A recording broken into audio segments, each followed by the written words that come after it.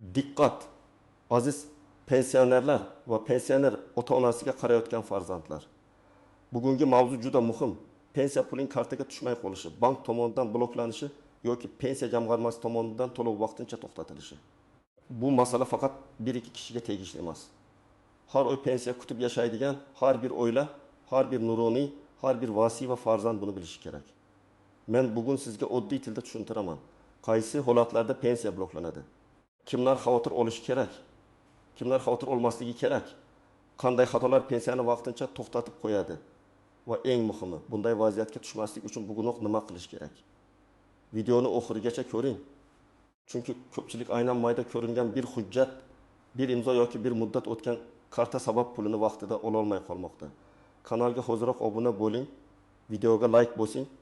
Chunki bu ma'lumot sizning oilangizdagi bir pensionerga ham yordam berishi mumkin. Avvallari ko'p pensionerlar pensiyasini naqd pul shaklida mahalla yoki pochta orqali ayrim joylarda bank kassasi orqali olar edi. Pensionerning o'zi borar, pasportini ko'rsatar, imzo qo'yar, pulini olar edi. Tizim ko'proq qog'oz hujjatlarga, mahalla yoki mas'ul xodimning tasdig'iga, joylardagi ro'yxatlarga suyanardi. Albatta o'sha paytda ham xatolar bo'lgan, lekin ko'p masalalar joyida og'zaki hal bo'lib ketardi. Hozir esa vaziyat ancha o'zgargan. Pensiyalar ko'proq bank kartalariga tushadi. Ma'lumotlar elektron bazalar orqali tekshiriladi. Fuqaroning pasporti yoki ID kartasi, yashash manzili, tirikligi, nogironlik muddati, ishlash holati, chet elga chiqib ketgani, bank hisob raqami, karta muddati, hattoki ayrim holatlarda sud yoki ijro organlaridagi ma'lumotlar ham tizimlar orqali ko'rinadi. Bu yaxshi tomoni bilan tezlik va shaffoflik beradi, lekin yomon tomoni shundaki, bitta ma'lumot noto'g'ri bo'lsa, pensiya avtomatik ravishda vaqtincha to'xtatilishi yoki pul kartada tursa ham ishlatib bo'lmay qolishi mumkin. Eng katta muammo shundaki, ko'p pensionerlar pensiyam davlat tomonidan tayinlangan, demak har qanday holatda kelaveradi deb o'ylaydi. Aslida pensiya huquqi saqlanib qolishi mumkin. Lekin to'lov jarayoni ma'lum sabablarga ko'ra vaqtincha ushlab turilishi mumkin. Farqini bilish kerak. Pensiya bekor qilindi degani boshqa, pensiya to'lovi tekshiruv uchun to'xtatildi degani boshqa. Bank kartasi bloklandi degani yana boshqa. Uchalasining sababi ham, yechimi ham har xil. Masalan, pensionerning kartasi muddati tugagan bo'lsa, pensiya jamg'armasi pulni yuborgan bo'lishi mumkin. Lekin bank kartaga o'tkaza olmaydi yoki pensioner bankomatdan ola olmaydi. Yoki pensioner chet elda uzoq muddat bo'lib, tizimda uning yashash holati bo'yicha tasdiq so'raladi.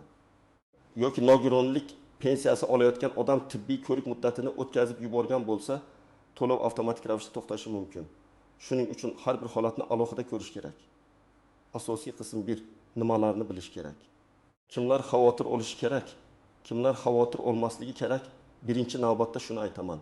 Agar pensiyangiz bir oy kechiksa, darrov pensiyamni butunlay olib qo'yishdi deb vaymaga tushmang. Lekin beparvo ham bo'lmang. To'lov kechikishining eng oddiy sabablari ham bo'lishi mumkin. Bankdagi texnik uzilish, karta muddati tugashi, hisob raqam o'zgargani, hujjatdagi ism sharifda xato, pasport ma'lumotlari yangilanmagani yoki pensiya jamg'armasi bazasida qo'shimcha tekshiruv.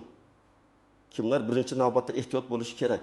Birinchi guruh, yoshi katta, bank kartasini o'zi ishlatmaydigan, kartasini farzandiga yoki qo'shnisiga berib qo'ygan pensionerlar.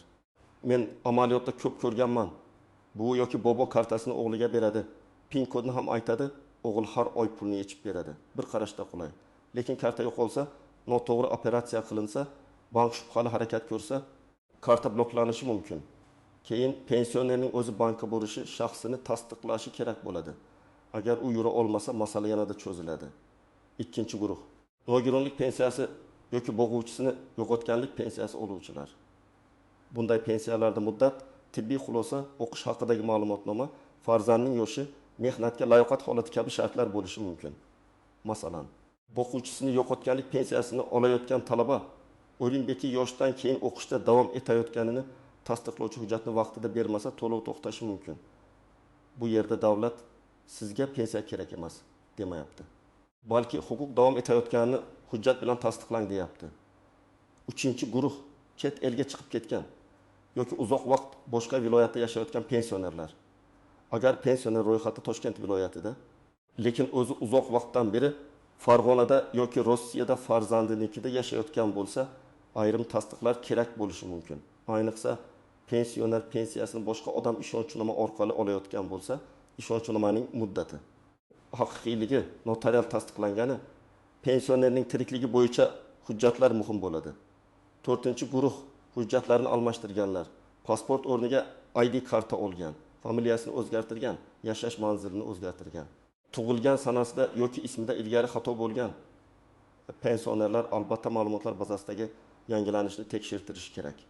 Chunki bankda bir xil ma'lumot, pensiya jamg'armasida boshqa xil ma'lumot bo'lsa, to'lov jarayonida muammo chiqadi. Endi kimlar ortiqcha xavotir olmasligi kerak? Agar sizning kartangiz faol, muddati tugamagan, pasportingiz yangilangan, har oy pensiyangiz tushib turgan, hech qanday hujjat muddati o'tmagan bo'lsa, vahima qilishga hojat yo'q. Lekin baribir tekshirib qo'yish zarar qilmaydi. Men har bir pensionerga kamida yiliga bir marta bankdagi karta muddatini, telefon raqam bog'langanligini, pensiya jamg'armasidagi ma'lumotlar to'g'riligini tekshirishni tavsiya qilaman. Birinchi misol, yetim 2 yoshli ota har oy 1.250.000 so'm pensiya oladi. Kartaning muddati 2024 yil dekabrda tugagan. Ota bu yozuvga e'tibor bermagan. Chunki kartada eni yil yeri 24 deb yozilganini tushunmagan. Yanvar oyida pensiya tushmagan deb o'ylagan. Aslida pul qaytgan yoki bank hisobida ushlanib qolgan bo'lishi mumkin. Ota bankka borganda yangi karta ochiladi. Hisob raqam pensiya jamg'armasiga bog'lanadi. Keyin kechikkan pensiya qayta to'lanadi. Lekin bu jarayon o'tkir emas, ba'zan 10-15 kun cho'zilishi mumkin. Ikkinchi misol. Nogironlik pensiyasi olayotgan fuqaroning tibbiy qayta ko'rik muddati 1 martgacha edi. U keyin boraman deb aprelgacha kechiktirdi. Natijada aprel pensiyasi kelmadi. Sabab oddiy, tizimda nogironlik muddati tugagan. Tibbiy ko'rikdan o'tib tegishli xulosa yangilangach, huquq tasdiqlansa to'lov qayta tiklanadi. Lekin vaqtida qilinmagan bitta ko'rik bir necha haftalik asab va navbatga sabab bo'ladi. Uchinchi misol. Pensioner ona kartasini keliniga berib qo'ygan. Kelin do'konda, bankomatda ilovada turli operatsiyalar qilgan. Bir kuni bank xavfsizlik tizimi kartada shubhali urinishlarni ko'rib, kartani bloklagan. Ona pensiyamni davlat blokladi deb o'ylagan. Aslida pensiya jamg'armasi emas, bank kartani xavfsizlik uchun bloklagan. Yechim pensionerning o'zi bankka borishi yoki qonuniy vakil orqali murojaat qilishi. Karta qayta chiqarilishi yoki blokdan chiqarilishi kerak. 4-misol, 19 yoshli talaba otasidan boquvchisini yo'qotganlik pensiyasi oladi. U kollej yoki universitetda o'qiyotgani haqidagi ma'lumotni vaqtida taqdim etmadi. Tizimda 11 yoshdan oshgan, o'qish tasdiqlanmagan degan holat paydo bo'ldi. To'lov to'xtadi. Talaba o'qish joyidan ma'lumotnoma olib borgach to'lov tiklanadi. Bu yerda ham muammo huquqning yo'qligida emas, hujjatning vaqti tasdiqlanmaganida. 5-misol. Pensioner chet elda farzandiniki bilan yashaydi. Pensiyani esa qarindoshi ishonchnoma orqali oladi. Ishonchnoma muddati tugaganini hech kim sezmagan. Bank yoki mas'ul organ pul berishni to'xtatgan.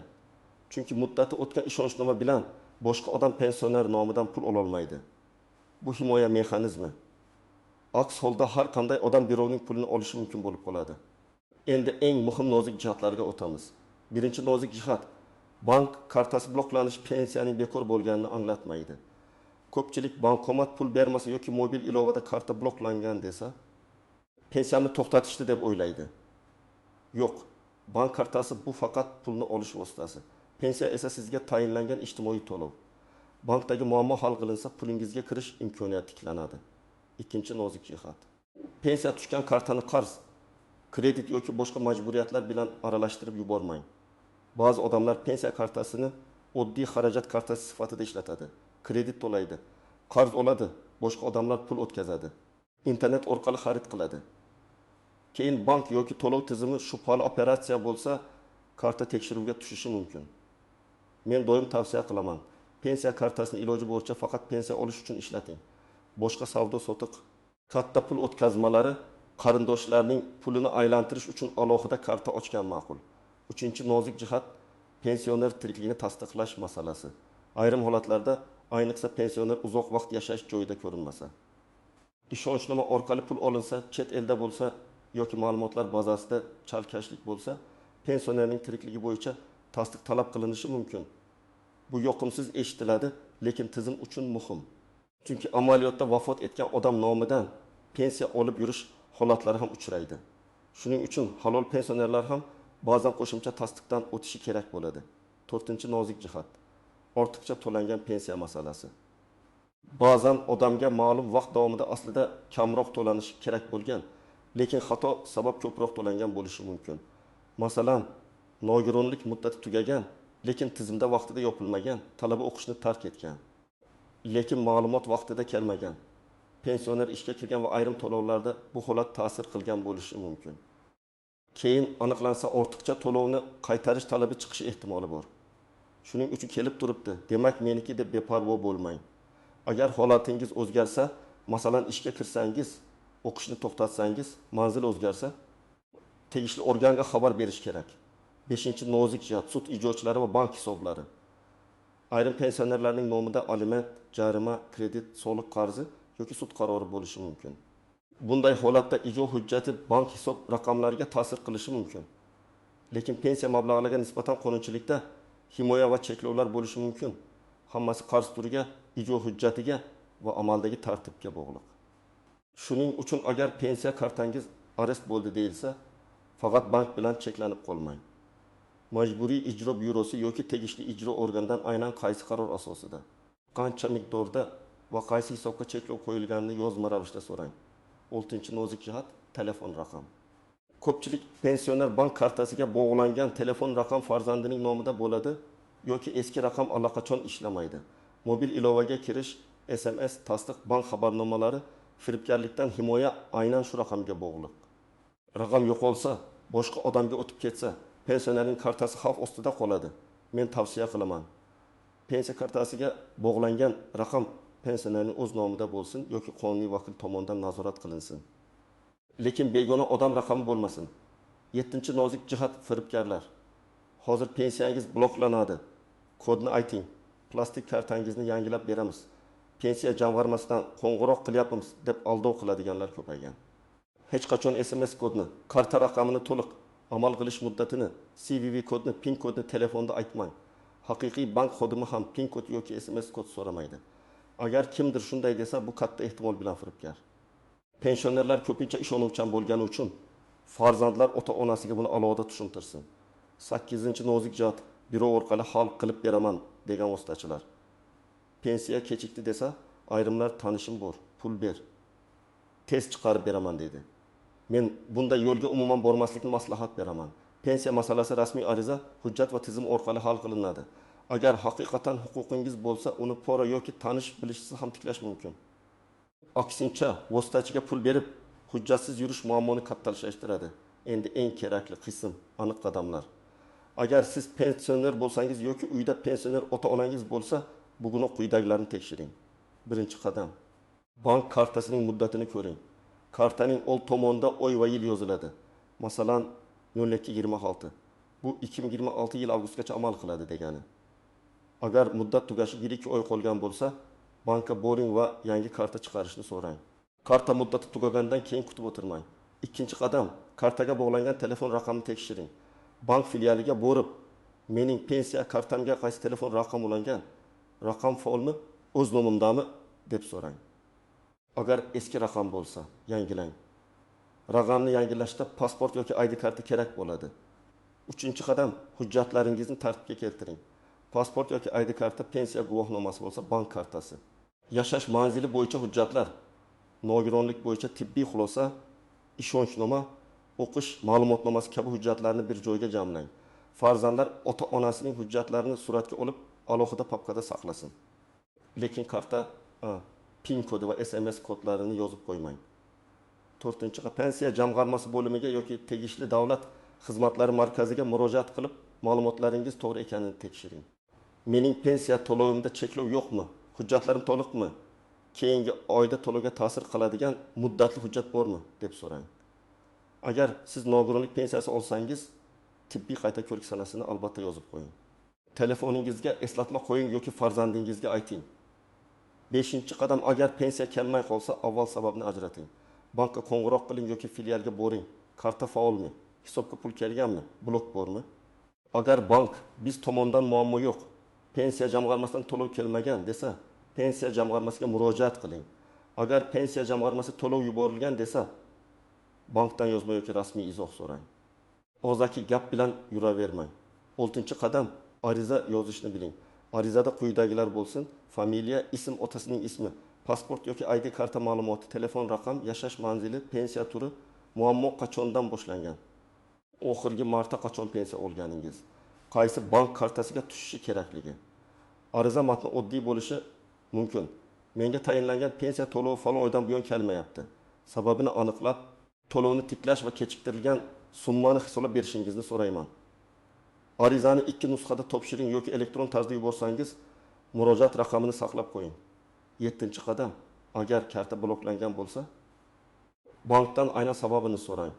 Texnik blokmi, xavfsizlik blokimi, sud ijrosi bo'yicha cheklovmi, karta muddati tugaganmi, PIN kod noto'g'ri kiritilganmi? Sabab aniq bo'lmasa, yechim ham aniq bo'lmaydi. Agar sud ijrosi bo'yicha bo'lsa, ijro organiga boring. Agar xavfsizlik bo'yicha bo'lsa, bank shaxsni tasdiqlashni so'rashi mumkin. Agar karta muddati tugagan bo'lsa, yangi karta chiqariladi. 8-qadam, ishonchnoma bilan pensiya olinayotgan bo'lsa, uning muddatini tekshiring. Ishonchnomada kimga qanday vakolat berilgani, qancha muddatga berilgani aniq bo'lishi kerak. Pul olish, bank operatsiyalarini amalga oshirish, ariza berish. Hujjat olish kabi vakolatlar yozilmagan bo'lsa, bank yoki organ ayrim harakatlarni bajarmasligi mumkin. Yura olmaydigan pensionerlar uchun notariusni uyga chaqirish imkoniyatlari haqida so'rab ko'rish kerak. 9-qadam. Har oy pensiya tushganini kuzating. Agar odatda 12 sana tushsa, 12 sanagacha kutish mumkin. Lekin 5-7 kun o'tsa va pul yo'q bo'lsa, sababini darhol aniqlang. 1 oy, 2 oy kutib yurish noto'g'ri. Chunki muammo hujjatda bo'lsa. Siz qancha kechiksangiz, tiklash jarayoni ham shuncha cho'ziladi. 10-qadam, firibgarlardan himoyalaning. Uyda oddiy qoida joriy qiling. Pensioner hech kimga telefon orqali kod aytmaydi. Karta rasmini yubormaydi. Bank xodimi deb tanishtirgan odamga ishonib ilova o'rnatmaydi. Pul tushirib beramiz degan havolaga kirmaydi. Har qanday shubhali qo'ng'iroqda men bank filialiga o'zim borib aniqlayman deyish kerak. Yana bir muhim maslahat. Pensiya kartasida katta summani uzoq vaqt saqlab qo'ymang. Kerakli qismini naqd yoki boshqa xavfsiz shaklda rejalashtiring, lekin hammasini uyda ham saqlamang. Eng to'g'ri yo'l farzandlar bilan birga oylik xarajat rejasini qilish. Dori-darmon, kommunal to'lov, oziq-ovqat, favqulodda xarajatlar alohida hisob qilinsin. Shunda karta bloklansa ham pensioner bir necha kun pulsiz qolib ketmaydi. Agar pensiya ortiqcha to'langan deb talabnoma kelsa, qo'rqib darhol rozi bo'lib imzo qo'ymang. Avval hisob kitobni so'rang. Qaysi oylar uchun, qaysi asos bilan qancha summa ortiqcha deb topilgan? Hujjatlarni solishtiring. Agar xato bo'lsa, e'tiroz yozing. Agar haqiqatan ortiqcha to'lov bo'lgan bo'lsa, uni qanday tartibda qaytarish mumkinligini, bo'lib ushlab qolish imkoniyatini rasmiy tartibda so'rang. Agar sizning ota-onangiz yoshi katta bo'lsa, ularga hammasini o'zingiz hal qiling deb tashlab qo'ymang. Bir marta bankka birga boring, karta muddatini ko'ring, telefon raqamini yangilang, hujjatlarni papkaga soling, pensiya jamg'armasidagi ma'lumotni tekshiring. Bu bir kun vaqtingizni oladi, lekin keyinchalik bir oy yugurning oldini oladi. Azizlar, pensiyaning bloklanishi yoki kelmay qolishi har doim ham pensiya bekor bo'ldi degani emas. Ko'pincha sabab karta muddati, bank blokirovkasi. Hujjat muddati ma'lumotlar bazasidagi xato, ishonchnoma, tibbiy ko'rik yoki tasdiqlovchi hujjat bilan bog'liq bo'ladi. Eng muhimi, vahima qilmasdan, lekin sustkashlik qilmasdan sababni aniqlash kerak. Men sizga yana bir bor eslataman. Kartangiz muddatini tekshiring. Telefon raqamingizni yangilang. Hujjatlaringizni tartibga keltiring. Shubhali qo'ng'iroqlarga ishonmang. Pensiya kechiksa bank va pensiya jamg'armasidan rasmiy izoh so'rang. Har bir murojaatni hujjat bilan qiling. Ariza raqamini saqlang, og'zaki va'daga tayanib qolmang. Sizda ham pensiya kechikishi, karta bloklanishi yoki hujjat sabab to'lov to'xtashi bo'yicha tajriba bo'lganmi? Izohlarda yozib qoldiring. Boshqa pensionerlarga ham foydasi tegadi. Videoga like bosing, kanalga obuna bo'ling va bu videoni ota-onangizga, qo'shnilaringizga, qarindoshlaringizga yuboring. Chunki bitta vaqtida tekshirilgan karta yoki bitta to'g'ri yozilgan ariza pensionerning bir oylik asabini, vaqtini va pulini saqlab qolishi mumkin.